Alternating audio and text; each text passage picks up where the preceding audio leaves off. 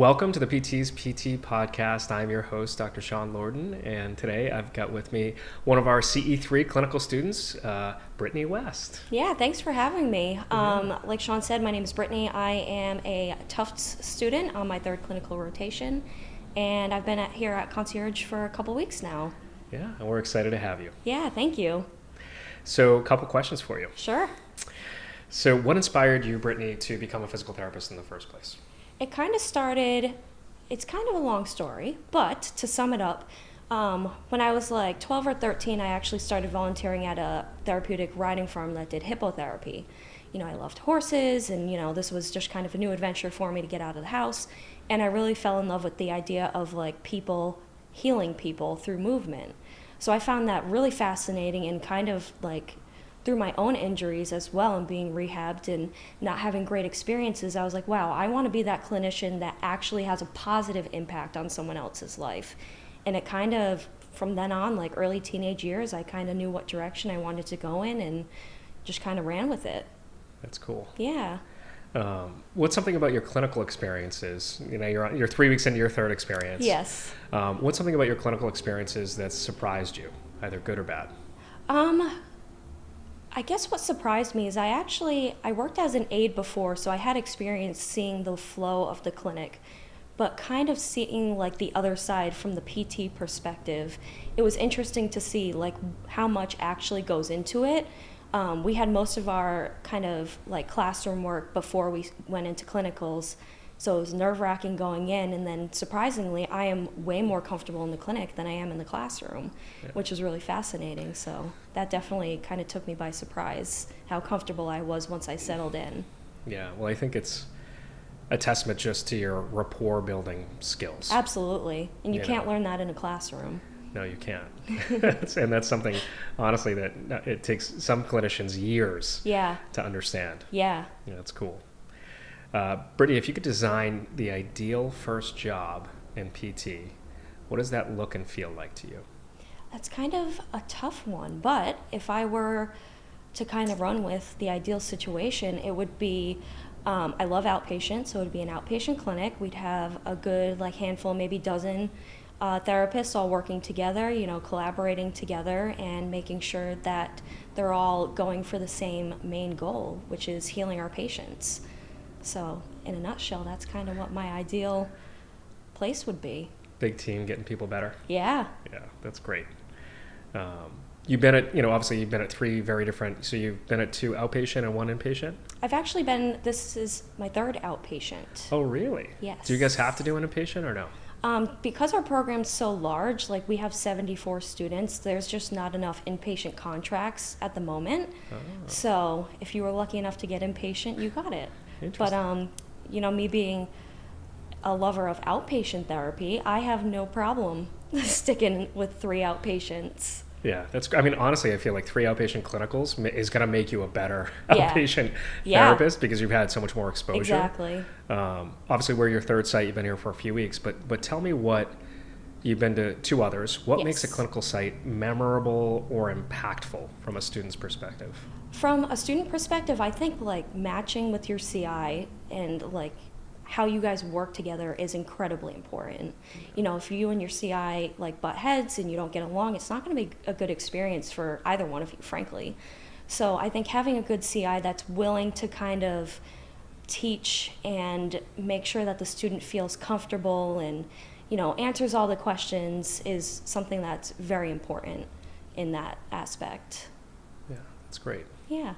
And again, obviously, you've only been at this rotation for a few weeks, but you've had 2 other outpatient rotations. Yes. What's one thing that you've learned at those either this one or those rotations that you feel like is going to stick with you forever? Don't ever think that something's going to be cookie cutter. You see a diagnosis on a paper, you're like, oh, easy peasy, I'm just going to treat this, they'll be in and out in 6 weeks. But then you talk to the patient, and then things start unraveling. It's like, oh, it's not actually that simple. There's some complexity here, and you really have to kind of be willing to find those. So don't be afraid to ask the hard questions, is what I would say. What are the hard questions? It depends on, that's the famous PT line, it depends, right?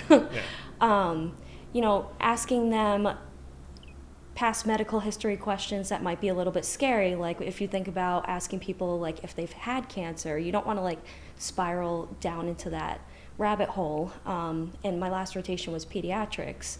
So the teenagers and young adults don't really know that something may have an impact. So it'd be like, hey, this isn't really a hard question per se, but not being afraid to ask like what they do outside of school, like what their day-to-day activity looks like, and that sort of thing. So think outside the box. Don't just look at the person sitting in front of you. Think about their whole world and how that integrates into your care that you're going to give them. Yeah, that's good advice. Yeah. As you look ahead to graduation, what are your biggest hopes and biggest fears about entering our profession? Biggest hopes is that I am going to be a great therapist.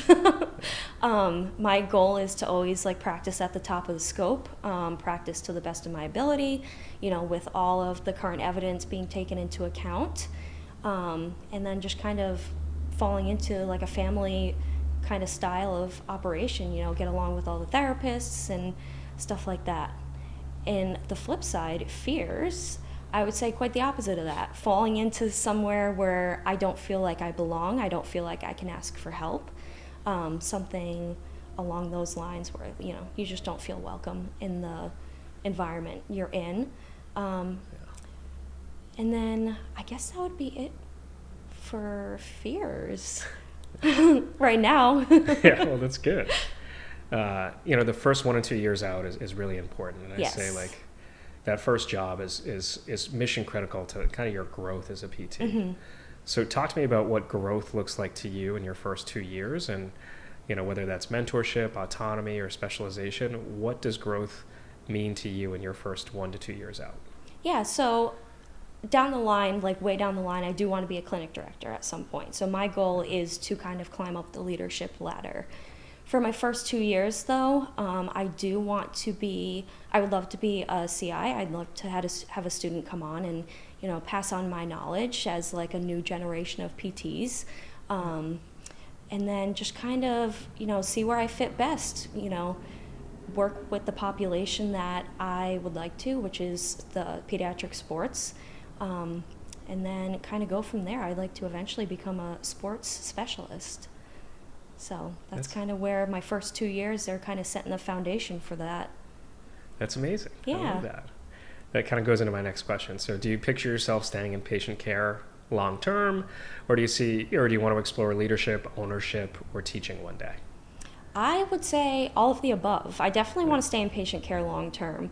I always see myself, even in a leadership position, to be treating at least part-time, just so I still have my hands like in the frontline aspect of therapy. But yeah, as far as leadership, I'd love to be a clinic director. I'd love to even, this is big aspiration, but have my own business one day. That's something that I would be looking into for sure. So kind of from the bottom up. Yeah. I'm not afraid to kind of move in any direction. Yeah, you love to hear it. Yeah. If a clinic offered deep mentorship, a path to open your own clinic, and a culture of excellence, how would that change the way that you evaluate job offers? That actually are 3 huge points that I look for. Yeah. I look for like mentorship more than, the first month you're onboarding, because I have seen opportunities where it's kind of short-term mentorship, and, right out of school it can be scary and intimidating, and you just took your board exam, so you're like, I don't know kind of where I want to be. You need that helping hand to help you along. And then like a path to grow is extremely important. You don't want to go into a job where you're never going to move anywhere. You're going to be stalemated as soon as you go in. So having opportunities to grow is extremely important. Yeah. Or you're stuck at PT, clinic director, and then what's else? Like, exactly. What's after that? Yeah. I mean, I can't tell you how many times, we've had PTs come on board here that are like, well, the clinic director's been there for 10 years. They're not going anywhere. Mm-hmm. They're not moving. I have no way to move up. Yeah. So I want to come work for you guys. Yeah. So I think that path is important. Absolutely. Yes. Or at least that's what I hear. Yeah. What kind of workplace would make you say, like, hell yeah, I want to work there? And what's conversely a place that you'd want to run away from? Yeah. A place that I would run towards to work for would be an outpatient setting with kind of the availability to treat a population that you want to treat. So if like, say you want to treat pediatrics, you can treat pediatrics. If you want to treat post-ops, you can treat post-ops. So a place that's flexible to what you want to do as your therapist, to have your own autonomy while being in another business and practicing under someone else's roof is really important. So that's something I would definitely run towards. As far as running away, I think retention of your employees is something to look at for sure. So if you have employees walking out the door every other month, that's something that's like, oh, why are they doing that? Maybe I should look deeper into the reason why. And then just generally, like, if people seem unhappy, it's like, again, kind of explore the why. Don't just be like, oh, you know, maybe they're just having a bad day. Those could definitely be red flags that you want to look out for. Yeah, 100%. Yeah. You know, it's funny you talk about the retention, and it's funny because even as we've been alive for 7 years now, Concierge PT, and you know, we've gone through like kind of like really good times, bad times, and now we're really obviously at a great point. Yes. You know, you're downstairs, and you know the culture here is amazing because it's my first clinic, and it's been here for 7 years. Yeah. So you know, I think it can be really. It's something that we take a lot of time to invest in, right? Yes. The green team, the green wins, Yep. the 1% better. We've created a real culture, but it was intentional. Yes. You know? So I think that's, you know, I guess what's one thing that you wish more clinic owners, or even let's call them like the people, like you, I'm sure you guys have recruiters that call you guys all the time. Yes. Like, what's one thing that you wish more clinic owners understood about students like you? I wish, you know, I've talked to a handful of recruiters, and I've kind of spoken to a good handful of clinic directors, and them actually being present in their own clinic and seeing what happens versus having empty promises is important. So I think just actually presenting accurate information to students is important. So just kind of being aware of what's actually happening, and then not having someone come in and be hired and be like, we didn't talk about any of this. Give me an example. I will not mention names, but I had, you know, spoken to a company, and I was like, I'm interested in shadowing. So we had talked, and they're like, oh yeah, we never double book. It's always like one-on-one, and that's something that I want to do. One-on-one is very important to me. And I go in, and the therapist I was shadowing had 6 patients in 1 hour. Yeah. I, needless to say, did not move forward with that opportunity. Yeah. But just saying, like, it can look good on paper. Yeah. I mean, you can't miss the 6 patients in 1 hour. But looking good on paper versus seeing how your therapists are actually performing and carrying out, like, your mission and your values is incredibly important to have, like, that direct contact. Yeah. So, which was obviously lacking in this specific situation. And it's hard to, I mean, now, I mean, you're on prompt, right? So like you see the NPS scores, like if you're treating 6 patients in an hour, like you're going to get a negative NPS. Right. Because there's no way, you know, that you can possibly pay attention to 6 people at once. Exactly. It's just, or even 3 people, like 3 or 4 people at once. It's impossible. What advice would you give to the next DPT student starting their clinicals this year? I would say, you know more than you know. Like, you go in, me being the first time going on clinical, I was extremely nervous. I was like, I don't know if I'm ready. You're ready. You have gone through the schooling. You have taken dozens of tests. You are ready to treat the real person, and just know that you're prepared. You were prepared well through your curriculum, and you're at the point where now the school trusts you to go out, and you have to trust yourself. And that's something that I learned the hard way, because I did not trust myself in the first clinical. But now, my second and even my third, I am the most confident I've been on all of my rotations. And I wish I felt more confident in my first one. Yeah. Well, I think confidence is a mixture of ruthless studying and reflection. Yes. And just exposure to different diagnoses. You know, I always say it takes really... I don't know whether it's 5,000 hours or 10,000 hours. The social psychologist or, Yeah. Malcolm Gladwell is like, whatever, how much time it takes to become an expert at something. But, Yeah. if you figure you work 2,000 hours in a year, it's really anywhere between 3 and 5 years that it takes to get, Yeah. to really see it all in Absolutely. outpatient. And even then, you're just kind of starting your journey. Yeah. Because you might see something once, but you haven't really become an expert at it until Right. you've seen it 10 times. Exactly. And then how do you keep it? How do you stay curious and engaged? Right. Well, Right. I was just going to make a comment. Know that you're never going to know it all. Yeah. And try and be okay with that. Yeah. Because I think as PTs, we like answers on paper right when we ask the question, but that doesn't always happen. Yeah. And you might never know the answer to something. So just know that you're not going to know everything, and kind of that is what helped me kind of be like, okay, like I am okay to be here in this point in my academic career. Yeah, and oftentimes too, and Brittnie, you'll learn this as you kind of go along your rotations, and when you start an outpatient full times, like sometimes you learn what's actually wrong with somebody at their 4th, 5th, 6th Yeah. visit. Like Yep. you don't know sometimes Yep. your first, myself included. I've seen a lot of patients over the years, but sometimes you don't know what's making somebody better or worse until you've treated them Yes. with a certain direction or preference or with certain exercises. Yeah. See how they respond, and then you can pivot after a few weeks. Right.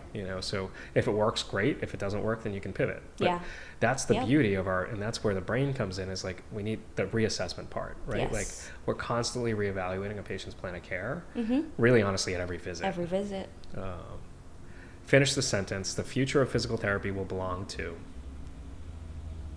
That's a tough one. The first, if I'm going with my gut instinct, I'm Yeah. going to say me. How about that? You love to see it. You love to hear it. Brittnie West, everybody. Yeah. The future of physical therapy will belong to me. I love that. That's great. Well, this has been tremendous, Brittnie. Thanks so much for catching up on the PT's PT podcast. Thanks for having me. It was a And, great time. Yeah, this is tremendous. Yeah. So good luck. Best of luck in your career. Thank you so much. We're so fortunate to have you, joining our team for this CE3 stint. And, Yes. I know you'll have a great experience. So Yeah, so far, I mean, I've been happy. wonderful. Yes. Awesome.